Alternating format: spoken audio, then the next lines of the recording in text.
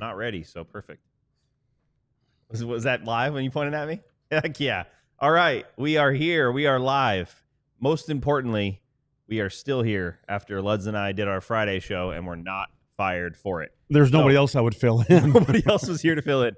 But we have a big show today. It is, Tuesday. We are doing an awesome show. We're bringing new Dallas Stars forward. Nathan Bastian will join us in about 15 minutes. But more important than that, it's Big Brothers, Big Sisters week here, and we want to rack up the donations. So today and this week, we have replaced our Super Chat button there in YouTube with a donate button. So go there right now and throughout the show, donate. As an ALLCITY network, we're trying to hit 50,000 in donations, and it's always nice when DLLS and specifically DLLS Stars comes up first. So let's get those donations rolling in, and let's get this show rolling. Sam Nestler, Craig Ludwig, let's get it started.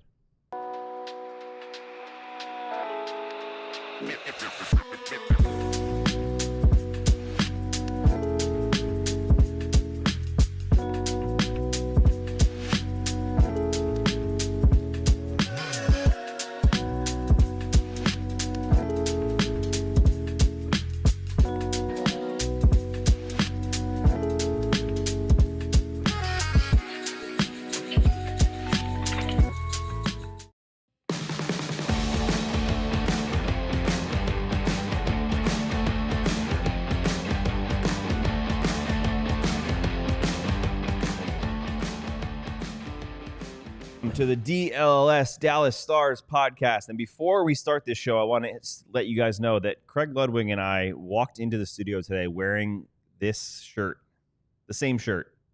He went into GM Ben's office and made him give him another shirt so he could change so that he wouldn't be matching me on today's show. And I'm very disappointed about it. Do you know how many comments we would have had if we were sitting here with a little otter? The both of same us had shirt, otters on same the shirt. pants. Yeah.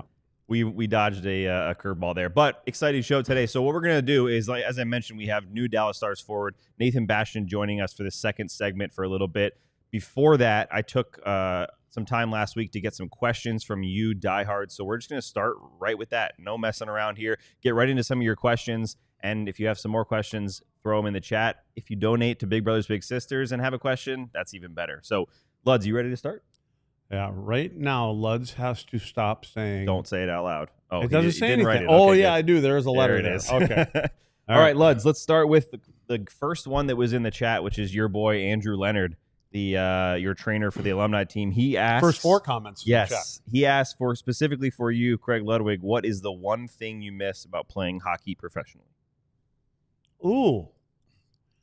I'm going to give the standard answer. I think anytime I've ever heard a former player, and it's not just hockey, and I guess the big word is camaraderie.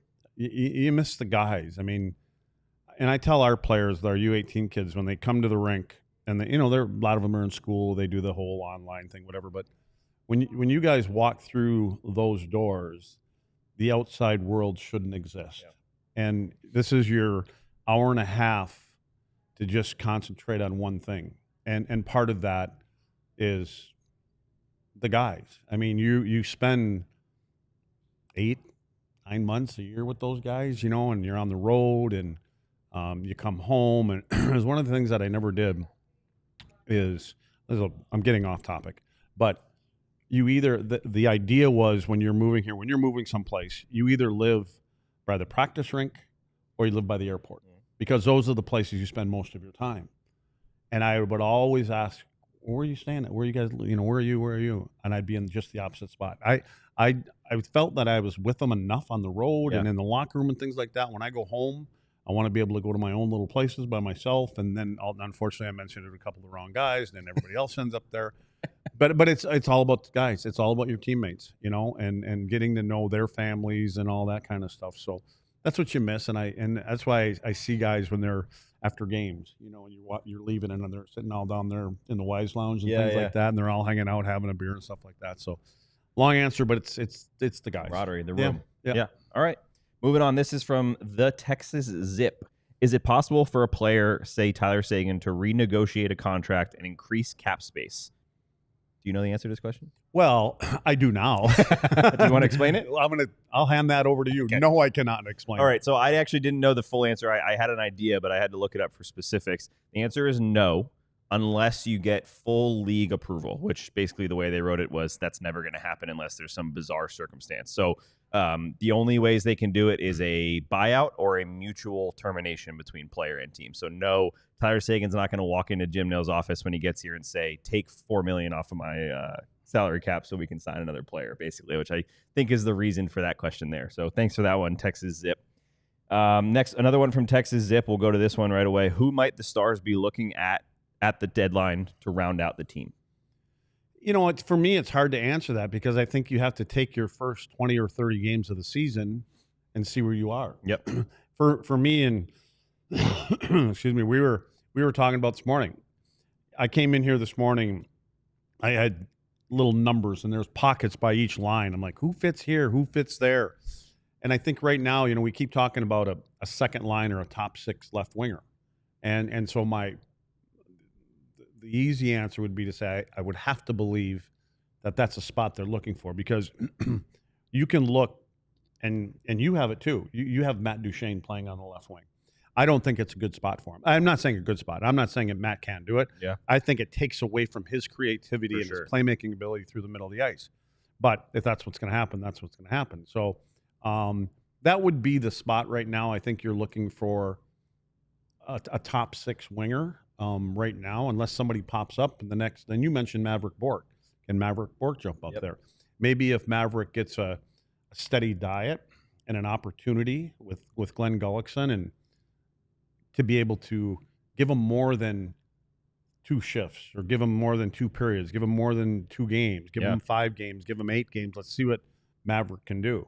But then again, he's a right winger for the most part, right? A lot of right-handed guys. We keep looking for that left winger. Yeah. So I just think that right now they're going to have to start the season where they're at, and they're going to be constantly monitoring everything else that's going on. Yeah, I think internal growth is huge this year to see who, because there might not, that might be a weakness, but there might be a bigger weakness. And you know what I always do is I dismiss players that are down in the American League. Yes. And you know them better. Yep. Is there somebody there? You guys have mentioned a couple guys that you think, Huru, can they be a top 6 player? I don't know. It's hard because they're AHL Rookie of the Year, just like Mav was AHL MVP, but you never know when that's going to translate. So exactly. You want to say yes, but you just don't know the answer. So, all right, let's move on. We have a question from Russ for you, Luds. Luds, have you ever been approached to be an assistant coach? I personally believe you would be a tremendous asset to a defensive group in the NHL.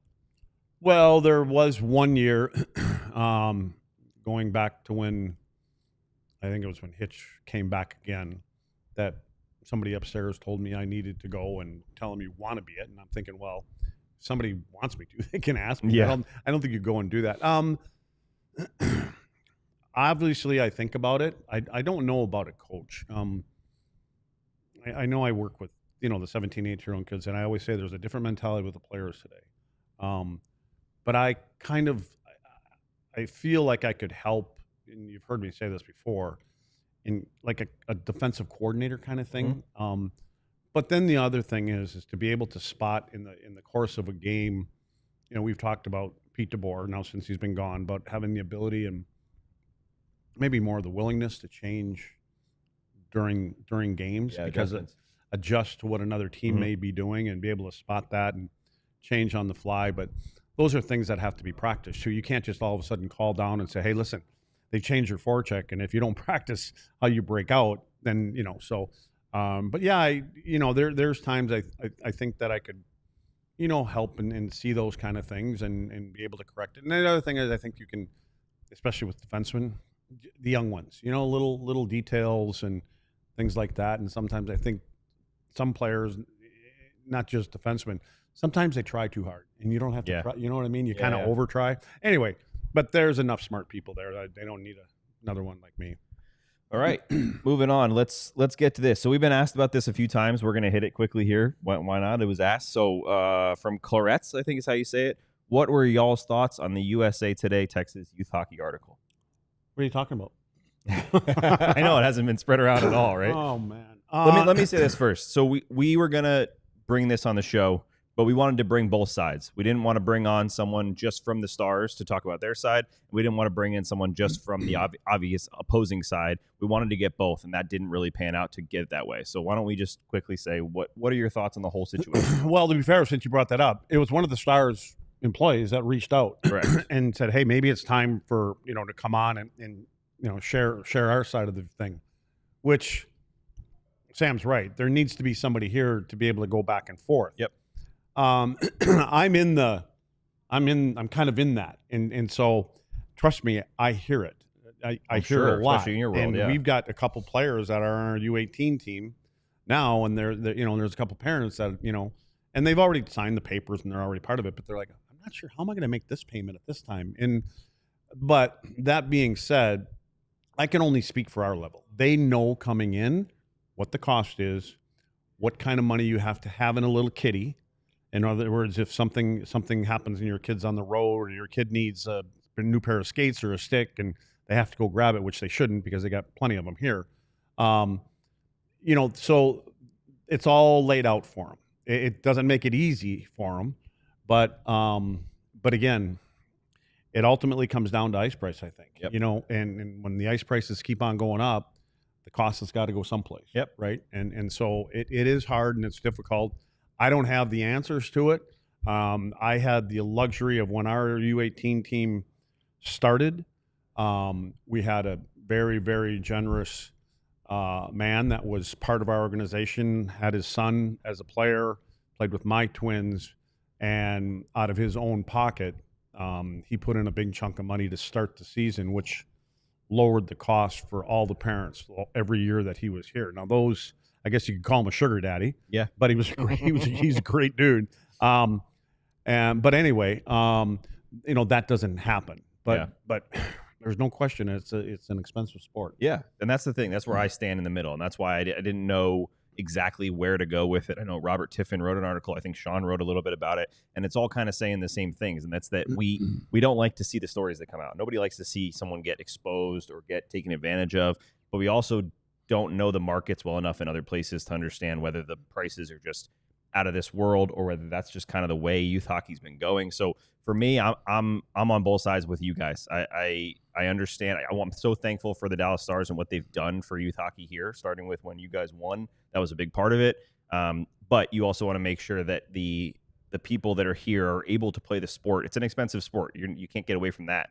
But the people that are here want to be able to play the sport and be able to not feel like they're going to be taken advantage of or feel safe. So that's where we stand on it. That's our short answer for it.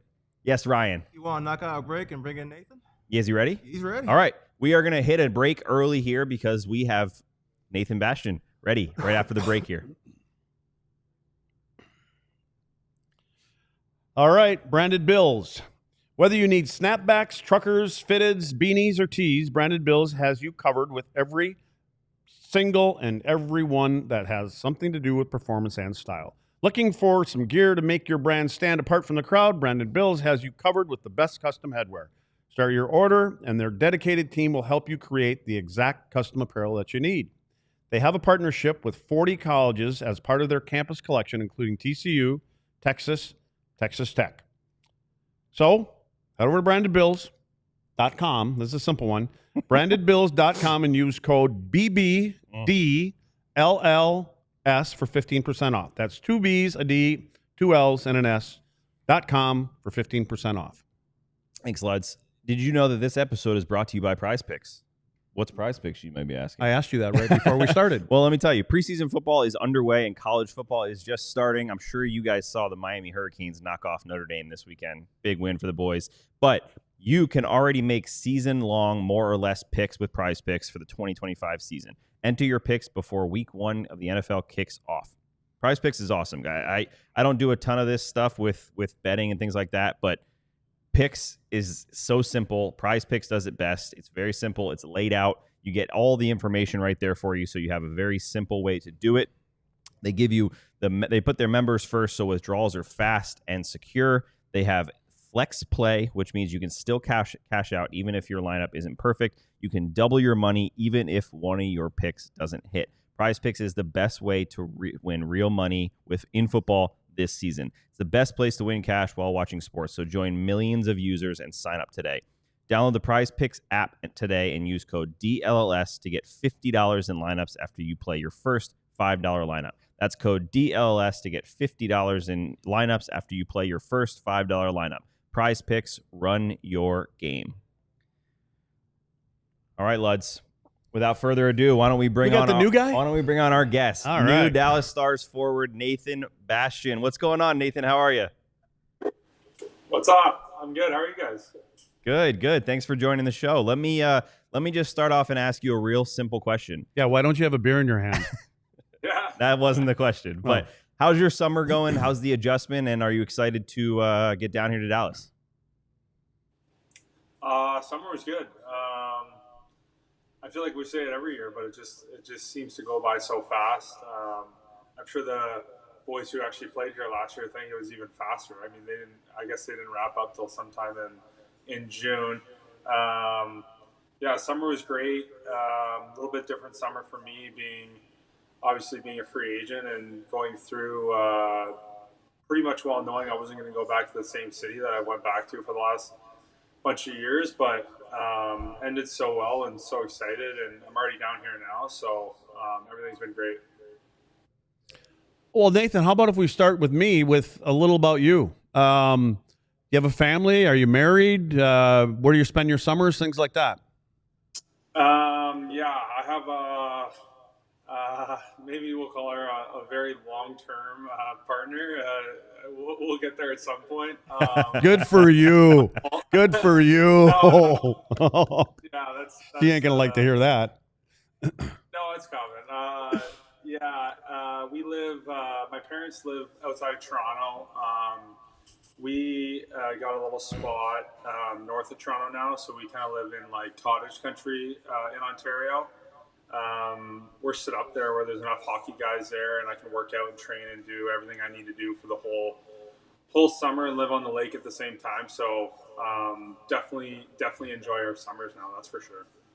Let me follow up with that, and because you mentioned, a little different for you. Why Dallas? Like, why was that your choice? Well, I think a lot of things go into it that a lot of people maybe on the outside don't understand. For me in my role, it's so valuable to me to play on a good team, and it's so exciting to be a part of a good team. I think that with the team success comes success kind of further down the lineup, and a little bit more appreciation for guys like me. And playing the playoffs is the most important thing.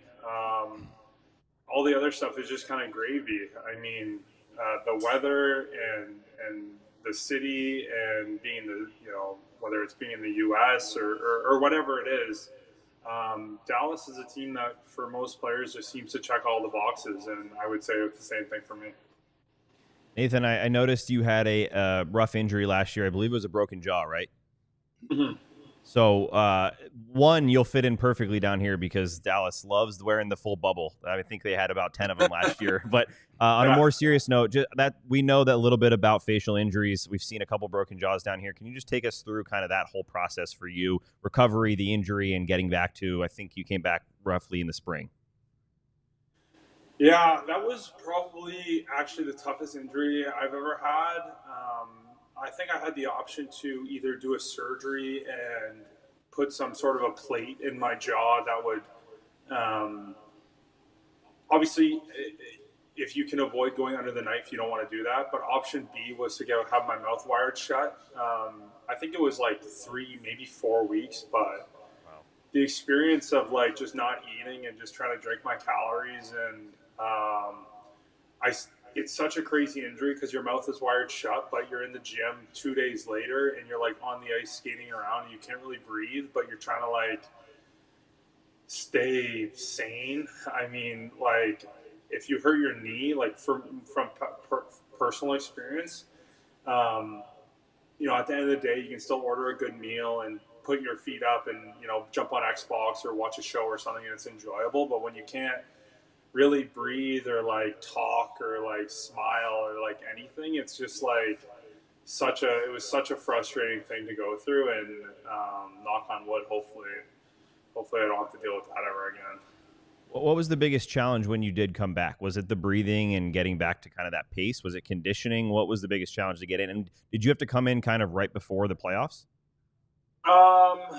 No, I had a good amount of time before I played again. The biggest, honestly, the the biggest thing was probably only switching to the full face shield, to be honest. Like, you skate so long on your own, and then all of a sudden with my injury, it was like it's just like a bone, right? So it's not like an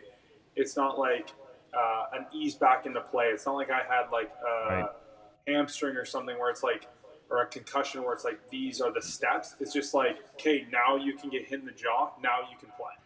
So it was like all of a sudden, like the same day that I was thrown into practice, the next day I was thrown into a game, and in this league, you don't really have enough time to put your toes in the water. You're throwing the fire right away, and the transition back, I personally didn't think was too bad. Hey Nathan, you mentioned about being important to play on the team that fits your style, and I know what you're talking about, but I want you to explain it, why this is the right kind of team for what your style is and how your style lends to this team. Well, I think, maybe I'm a little biased, but as we get down the stretch in the playoffs, I think it helps to have big guys. I think, not to like pump my own tires, but I think in the past I've played some of my best hockey in the playoffs. There's things that go into the role that I'm going to take on that, the media wouldn't pick up on. And there's, if I would like to think I'm a pretty realistic guy. Like, you look at the forward group, there's going to be nights that, maybe I'm not in the lineup, and that's not an easy thing to handle as a player. And I like to think I'm pretty good at that. Like that, there's days that I'm not going to be playing, and you just have to find ways to add value to the group without being an anchor,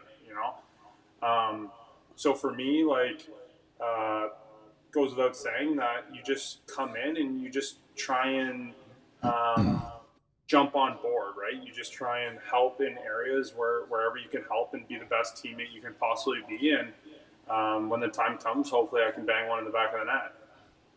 Are you familiar with some of the players here already, Nathan? A little bit. Like, you see so many guys in passing all the time. The second I signed, I probably had 10 guys reach out to me. I had a dinner with Wyatt last weekend, and then I say the same thing to everyone. Like, even if you're not familiar, it's going to be like 3 days in, and it's going to feel like you have like 23 new best buddies. It's super easy. Did that go into your decision at all? I know that, maybe this is just a bias being down here, but all you hear down here is how welcoming this city is, this organization, very, very easy to adjust to, and a lot of players come in and just fit right in. Did that come into play at all for your decision? You know what? Like, before July 1st even came, if I was sitting around with my buddies and we said hypothetically, if you could go anywhere, where would you pick? I would say Dallas. Like, I would honestly say Dallas. Such a fun team to watch. So promising. I can't wait to just wear a sweater in the winter. Like, there's just so many things that go into it. And like I said earlier, first and foremost, playing on a good hockey team. Hopefully I'd like to think that I can be kind of adaptable, like regardless of what team style of play. I'd like to think I could find ways to chip in and help out. I don't know exactly what the plan is on how they would use me here, but that stuff kind of comes out in the wash, and it'll be sorted out when we see training camp. Well, I know what the need is here. I'm hoping that's what's gone into the thought process with bringing you in here. There's no question, and I don't know if you probably don't even know this, but it was some point halfway through the season last year, Pete DeBoer had made a comment, and I don't know if the season was halfway, maybe 60-game mark, but he made a comment about he thought that the team needed to be a little bit bigger on the walls. In other words, we need some size, and so when I look. And it kind of takes me to the best thing that I saw was, and I'll ask you about the 21-22 season, about the expansion draft and all that other stuff. But that season, you played a total of 72 games or so, I believe it was what it was. You had 12 goals in the season, right? And it kind of tells you a little bit more about who you are. But you had about 225 hits, when you put it together, and you averaged that over the course of a year in an 80-game thing. And I think that's the piece that this team needs. And I have to believe that that's been probably communicated with you, because besides Leon Bischel, who, I'm sure you know of, and Leon as a young defenseman, he can bring that in the back end, but there really is nobody up front that does that. And I think we need more of a steady diet of that. So that's a big piece of what you're doing, correct? Yeah, I would say comfortably if I hadn't accepted that by now, I don't know if I'd be in the league anymore. So I'm old enough now. That doesn't even really need to be communicated to me. That's my shtick. And as you guys know, it's not the prettiest, but I take pride in that. So you better believe that if Wyatt's checking the score sheet to see how many assists he had that night, I'm looking at the hit column to make sure it's not a goose egg. I will say that pretty. No, they say beauty is in the eye of the beholder, and so it looks pretty good to me. Is that what Wyatt told you at dinner, Nathan? He's telling you about his checking assists. What were the conversations like? We chatted a little bit beforehand. I wanted to make sure I was just pulled up the Google Maps and just made sure that I'm living in a good enough area. And I don't know how well you guys know him, but he's pretty quiet. He's like soft spoken. He's like the most humble kid I've ever met. So early impressions, didn't get too much out of him, but I'm sure we'll get closer as the season goes on. And have you spoken to Glenn Gulletson at all yet? Yeah. How did that conversation go? It went really well. It was super refreshing. Not in a negative way, like to kind of make an image of what my past experience has been like, but to speak to him, to speak to a head coach for the first time, and him to just ask me about my family and my girlfriend and my dog and living and other stuff other than tell me, I'm going to need to, finish my, or whatever it is, right? Like, it was a really nice get to know him. He's a person too. Obviously he's my boss, but it was a great chat, and I'm sure the next time I see him it'll be a little bit more hockey related, but it was very get to know you, service level stuff, which was, like I said, it was pretty refreshing for a first chat.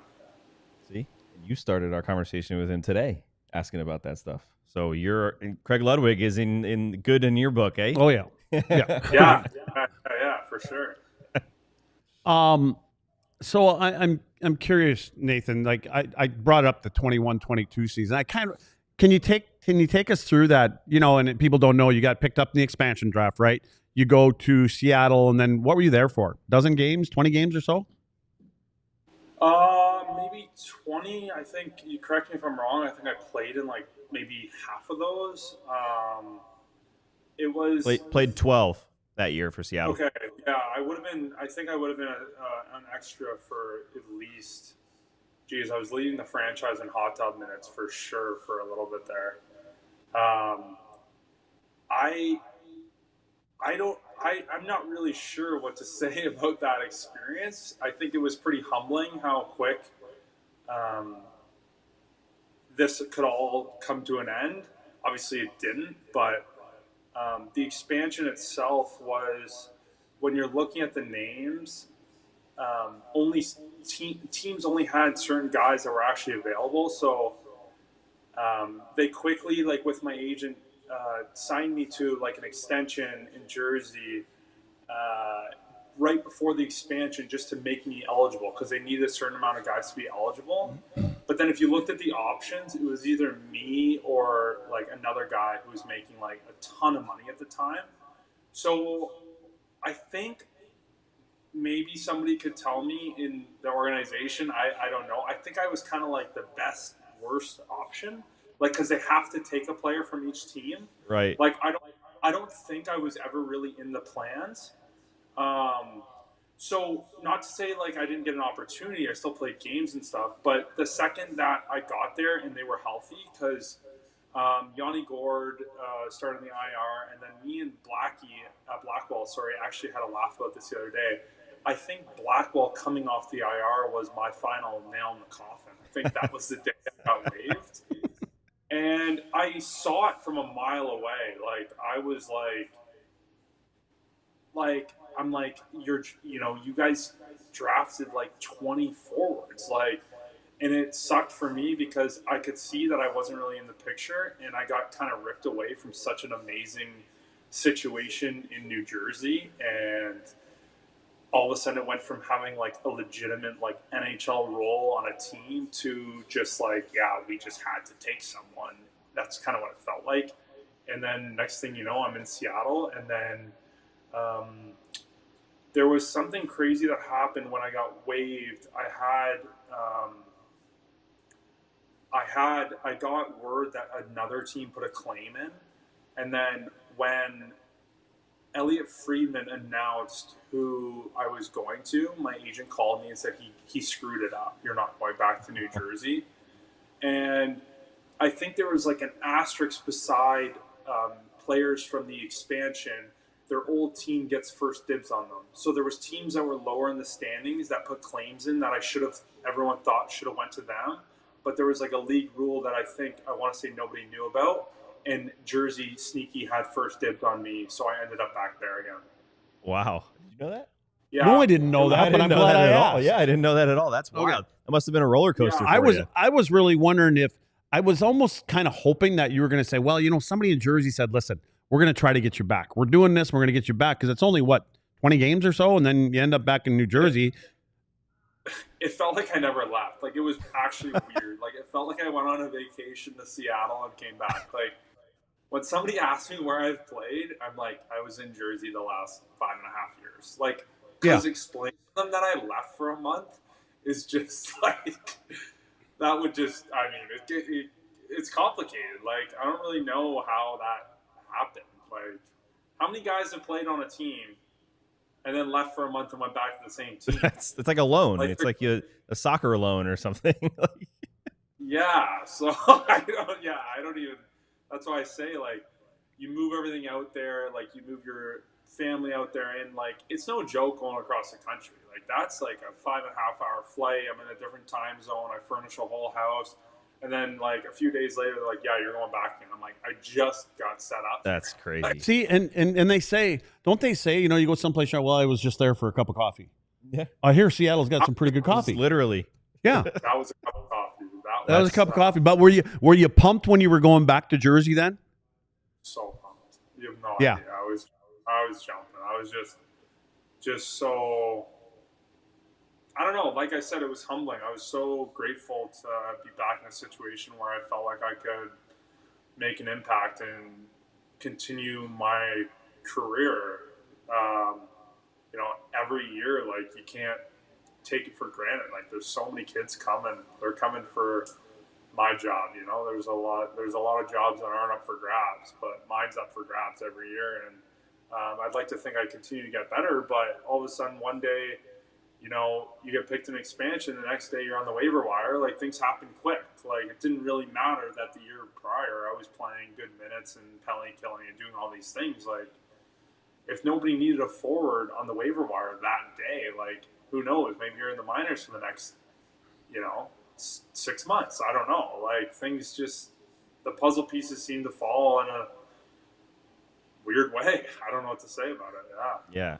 Let me ask you about New Jersey. We don't got to pull the plug yet, do we? No. We're Okay. gonna do But I know he's got to get couple more going. minutes. Yeah, we're gonna let you go in a couple No, minutes you're here. But good. yeah, so Cole, I'm gonna ask you about New Jersey, and then we'll ask you one more question about Dallas. But I covered you under Lindy Ruff for about a year and a half, and I've heard a lot about Sheldon Keefe from last year and how it was kind of a culture shock a little bit for the organization, players, kind of everyone involved. Can you just take us through not just what it was like playing under him, but what that transition was like for you? Yeah. So we would have had Lindy for 4 years, I think, right? So Lindy and Sheldon both, I would say, bring value in different ways. I think both, like, such respected coaches in the league.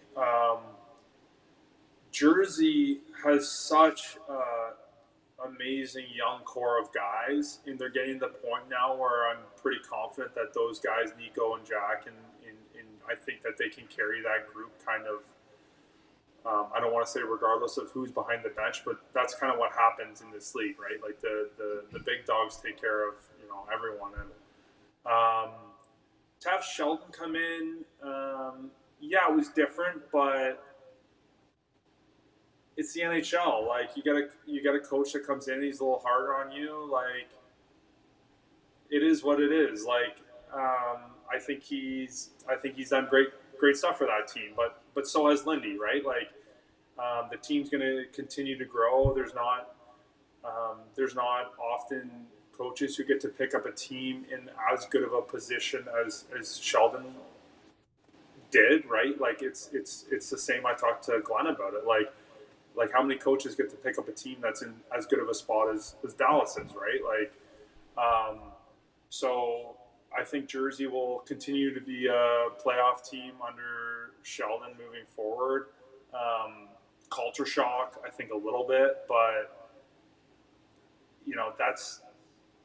I think when I read that too, like it almost seemed like a little bit of a cop out, but that's just, I don't think that's what that is. I think you settle into whatever the situation is in a matter of days. Like culture shock in September, but it's not a culture shock in March anymore. Like that's not really, that's not really. I don't think that's. I don't know. I think it was maybe. I think I maybe read that from Friedman, and I don't really know the context on it. Like I don't know if that was in a negative light or in a good way or what really the deal was with that. But I don't think it was a bad thing. Nathan, I want to probably last one for me. Last one, yeah. Nathan, your draft year is what? 2016, 17? What was your draft year? Matthews, Dubois, Line. That must have been 16. So where was the draft at then? Buffalo. Okay. Oh, beautiful Buffalo. So you got to walk up on the draft floor, right? No. You didn't? Well, you mean the stage or like? Yeah. Because round 2 was on the floor. I was a second rounder. So I was day 2. So like when they called my name, I could barely hear it. Like I think my brother or someone was like, "Oh, I think you just got picked." Like it was like the show on day 2 is like not a show. Okay, well, here's the reason I asked that. Been a lot of talk, obviously, with this decentralized draft stuff. I just want to get a player's opinion.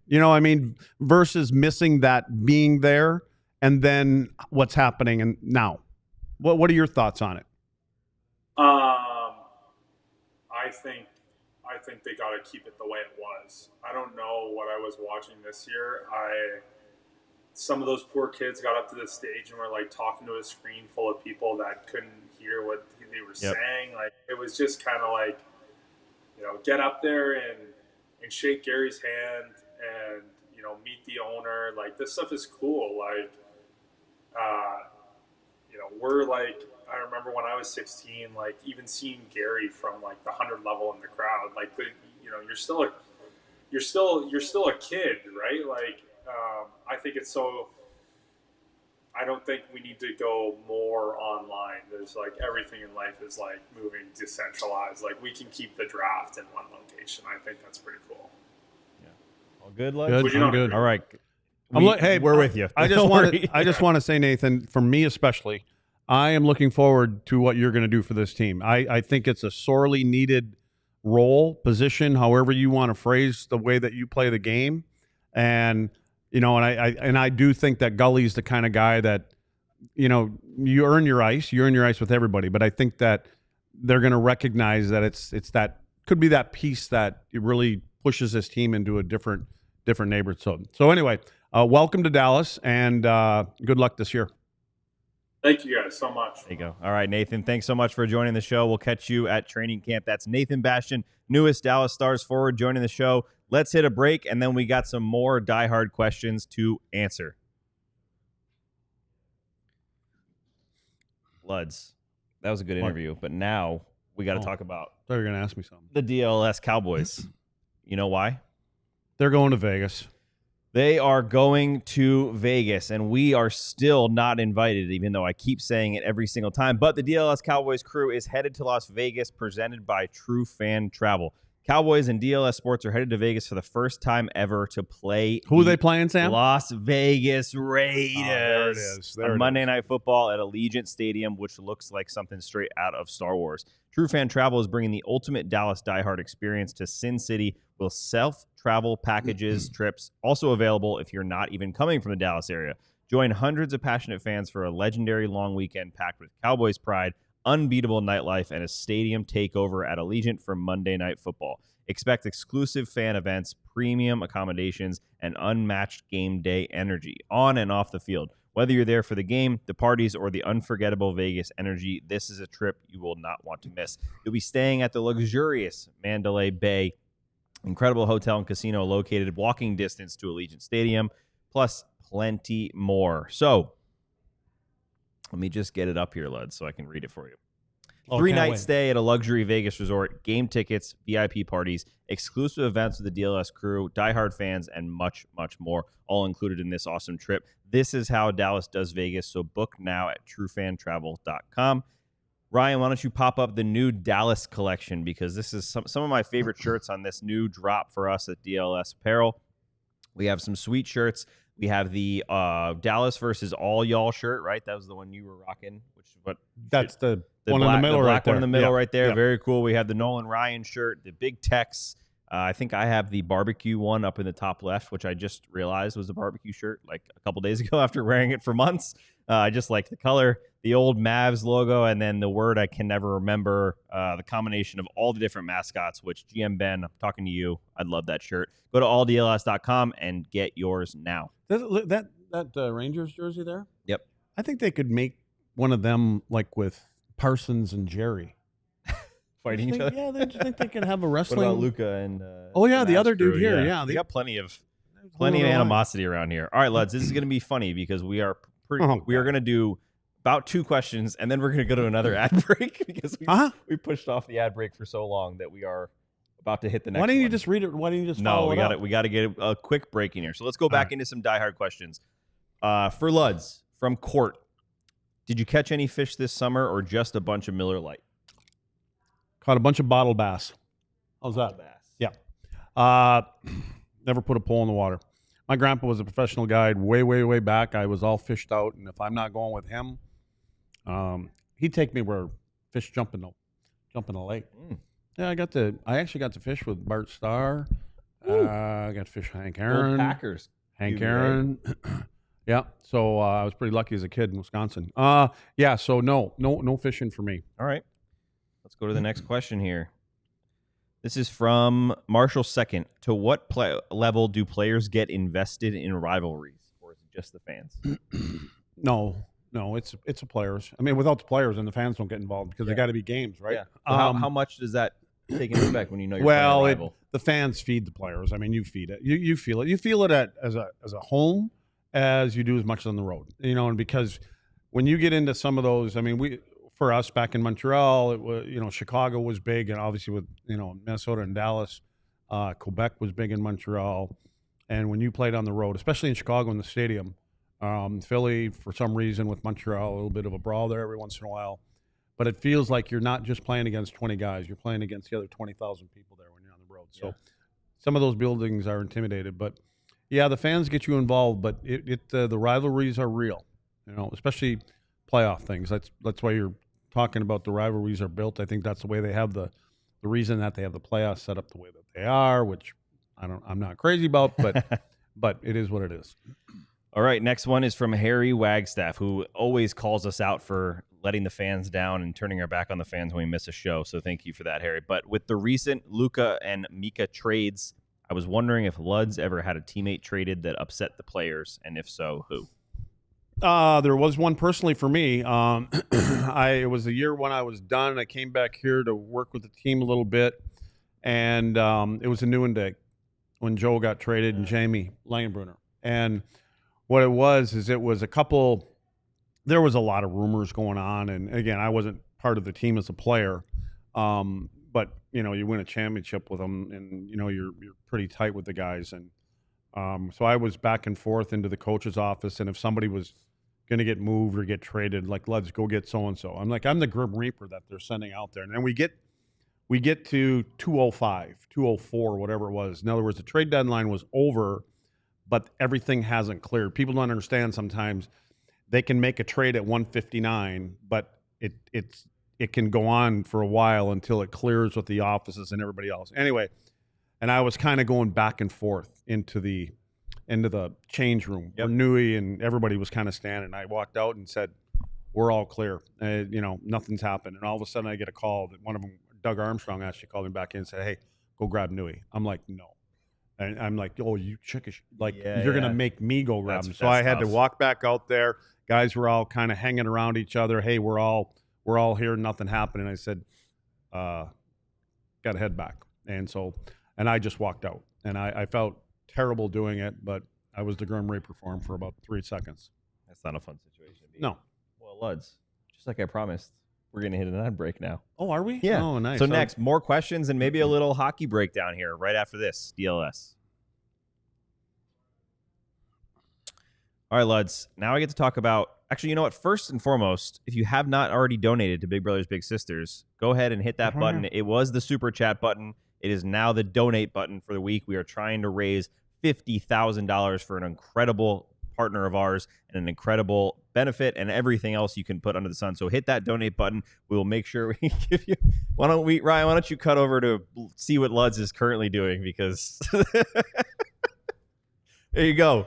Big Brothers, Big Sisters, big and right here in the front of our studio. Well done, Luds. So donate right now if you haven't already, or if you already have, do it again. We're trying to hit that goal for Big Brothers, Big Sisters. We can also talk about becoming a diehard, Luds. You can put the. We done? Yeah, you're good. You sure? You're good. Unless you want to do the rest of the show. I kind of think I like it like this.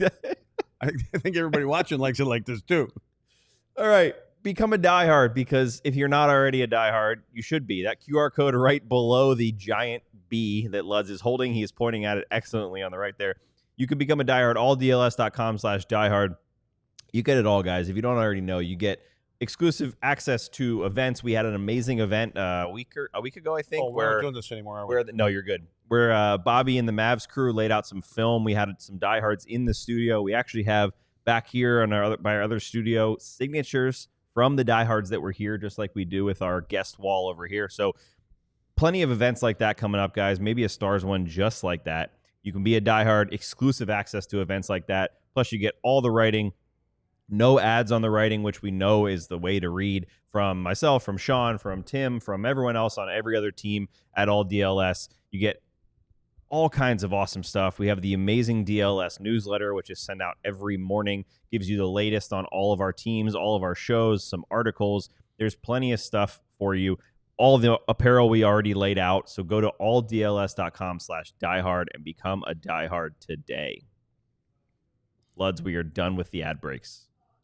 Felt like we did 8 of them, but we are done. You did 7 of them. Yeah, right. All right, let's hit the last few questions here, and then if we have time, maybe we can talk about whatever we want to talk about.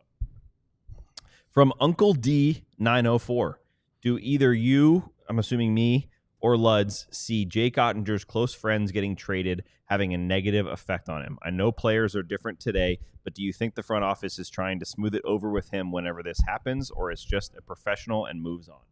So basically, will it affect Jake that his best friends basically keep getting traded? And is there any sort of Jim Nill reaching out and saying, like, hey, we know this has happened to you now 3 times, just to smooth things over? No, you know what? I think if you're younger, if you're rookie or second year, maybe it's still there. But, the more every year that you add on to it, you understand it's a business. And there's very few, I don't know how many players we can go in the league, or even over the last 10, 15, 20 years, how many players the team that they start with, they finish with. And I'm talking about a long career, whether it's 10 years, 15, 20, whatever it may be.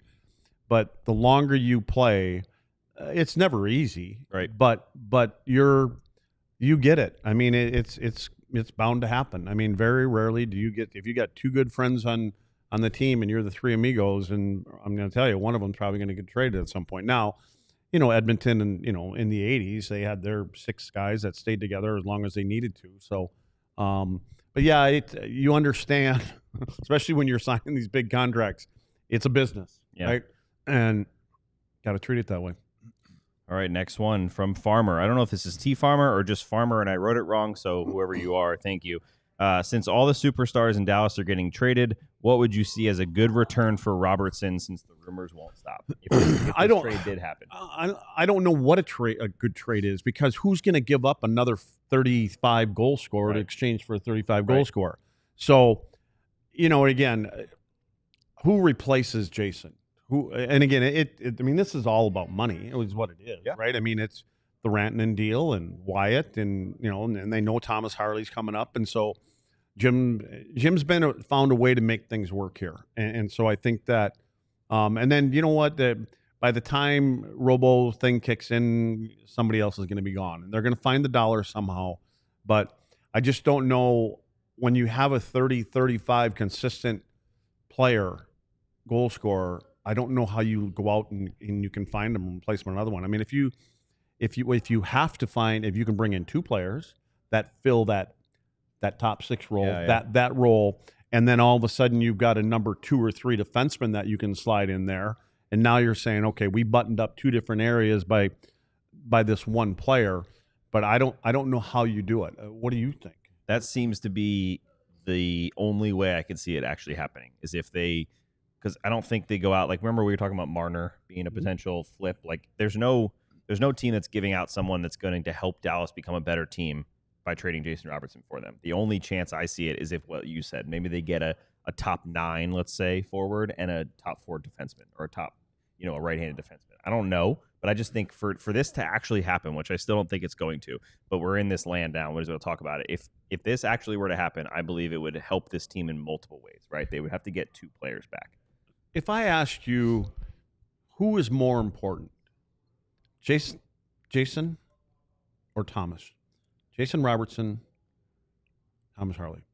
If you can keep one of them, who Thomas do you Harley. keep? Okay, is that where you're at? Yep. Thomas Harley. Yep. Okay. I think that. And I didn't, being a defenseman, and I think where Thomas can go, the way the game is going and what he lends, I tend to lean that way also.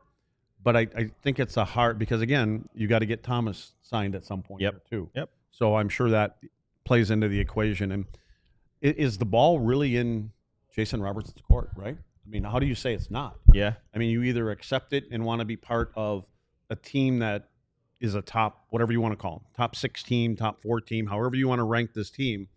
The odds of you probably going to a top 2 or 4 team probably aren't very good, but we'll see. Yep. Agreed. All right.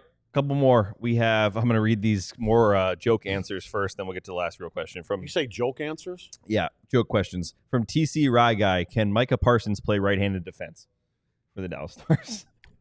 I think that might be the only way they're keeping him in Dallas. You got to get him back here to play on a different team that doesn't trade away superstars, right? I don't know, but I'm hearing a lot now, and it's probably just media, but it's starting to sway where, like, it may not have been such a bad deal. I don't know. I guess we'll see if that one. Well, aren't you a Packers fan?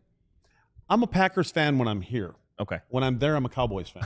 Okay, so you just like to annoy. I wear opposite jerseys just like to annoy people. Yeah, I do. Perfect. I wear a Cowboys hat there, and I wear a Packers hat here. Perfect. So perfect. All right, and then from I Love Misty 1985, when is Luds getting Discord? What am I getting? What? Discord. What does that mean? Discord. Do you not remember? What is Discord? You don't remember Discord? That damn Discord thing? Yes. What do you mean, when am I getting When it? are you going to get the app and get on there and start talking to the fans? Oh, I thought you meant the damn Discord. That was No. You got to They want you to log in. They want you on there every night. Who's asking this question? Was that Ben? I Love Misty. No, this Oh. is... What's in there? What's so important? That's a great question. Why don't we tell the fans? Well, What wait, is why in the do I Discord? have to go? What's you in there to go get? They want you in there to talk. So basically, Discord. Oh, I thought Discord's this is where I just get my sunglasses. Where do I get my sunglasses? No, them damn sunglasses I've been hearing about for a year now. Not Not in the there? Discord. They are not in the Discord. All right. Well, wait. Where do I get the sunglasses though? What's that called? I think it's Shady Rays. Yeah, Shady Rays. That's it. Where the hell do I get them? And my Rugged Road cooler. Is that the Discord? I can't do it. Well, they should really give that one to me. That nobody else uses. I guess so. Oh man. Okay. Well, you haven't even answered the question Thank yet. you for.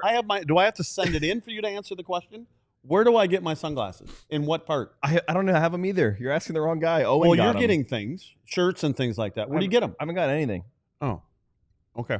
I didn't get anything. Anyway, so what's in the Discord? Okay, the Discord is a server that everyone can chat. So there's Stars channel, Mavs channel, Cowboys, and there's movies. Like this thing on the side, is that Discord? Basically, but all the time. And these diehards, are in there. That would not be cool. All the time. Yeah. Okay. Well, anyway, there should be a beer limit before you get to go in there, or you can't go in there after. There's some conversations that definitely come after some beers. Are they some of them kind of Discord. conversations? Oh, there's but some, everybody can see them? Everybody that's in that. Every diehard and everyone who works here. But then they could actually put that out there somewhere else in the universe where this is what so-and-so This is what Craig Ludwig said. Yeah, I won't be going there. Yeah, they'll be posting. I'll be posting your stuff for the public. All right, last question for you. This is from Schmidt Happens, which is a hilarious name.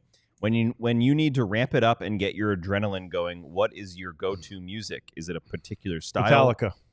Band or song? There's your answer. Yeah, specific Metallica. song? Or I would say Vinny. You know the funny thing is, I got to tell you another Vinny story. Vinny Paul.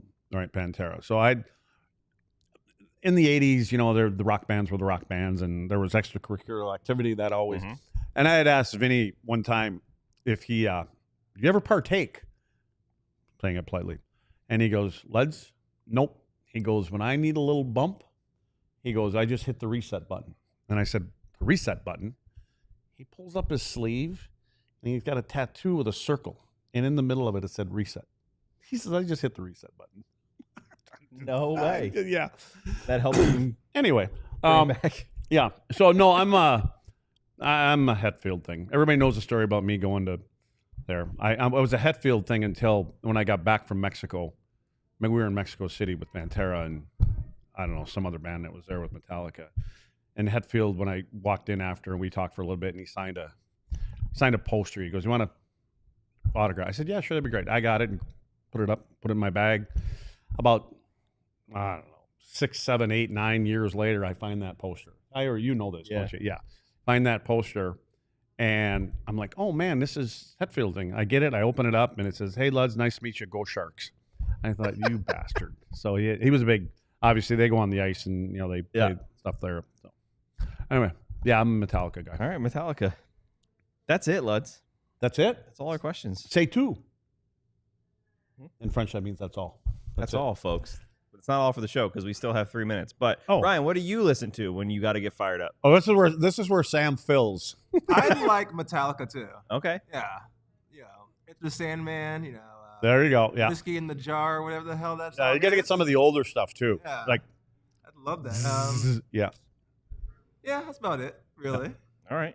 I'm a rock guy. Ozzy. I was into Ozzy. Let's take the next 2 minutes here, Luds. Let's take the next 2 minutes to talk to Kat and Bobby. No, not to them.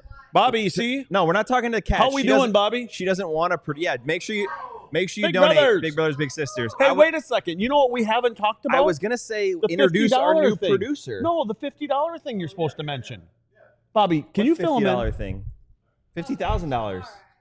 No, but we haven't. I'd be happy to, Luds. We're here now. Hi, everybody. So, funny thing happened whenever Craig Ludwig walked into the office today. He noticed what Sam was wearing, and he lost his mind, stormed into GM Ben's office and said, Ben, get me a new effing shirt. Beep, bleep, bleep, bleep. I can't wear this bleeping shirt. So, you cannot. No, right now is when you've got to stop saying bleep. So we're raising money for Big Brothers Big Sisters this week. If anyone donates $50, Craig Ludwig will show you what he actually wore to the office today. He will show you. He'll show you what's under this shirt. Oh, is that what we're going to now? Yeah. And you would rather me not say the F word than show them? Well, we're not going overtime. We're just literally trying to get to. We're supposed to get off the air. Look at that! All right, Ryan. Please come on the microphone and take the next 20 seconds to introduce yourself as our new producer. By the way, this is our third producer. This is our third producer. Wait, and our part timers back here. Go ahead, Everybody Ryan. quits on us or gets fired. I don't know what it we is. Have 20 seconds left. My name is Ryan Vaughters. I'm the new Stars producer. I got a background in television with North Texas. Yeah, that's it. I'm good. Ryan, That's it. He's good. I come in this morning and we're talking. I said, "Oh, nice to meet you." He goes, 10 "No, we've met seconds. before. We worked together before." I'm like, "What? What are you talking about?" No. Well, yeah, no, Allen we don't know if it was at Not at Bally's or at the Bally's. Allen Yeah. Americans. Not at Bally's. See, I used to work with him and Everybody who Adam tuned in Tao. today on Tuesday, thank you so much for Craig Ludwig. stay tuned for overtime. We should for have like Sam Big Brother, Nestler, for Big Brother. producer Speaking of Ryan. Big Brother, Big Sisters, Make sure you like donate. Big Big Brothers, Brother Big has Sisters. overtime. We will see you tomorrow where you for can Buffalo watch us Sabres Day. 24/7. We love you. Let's do Peace. overtime. We all silly like the mayor.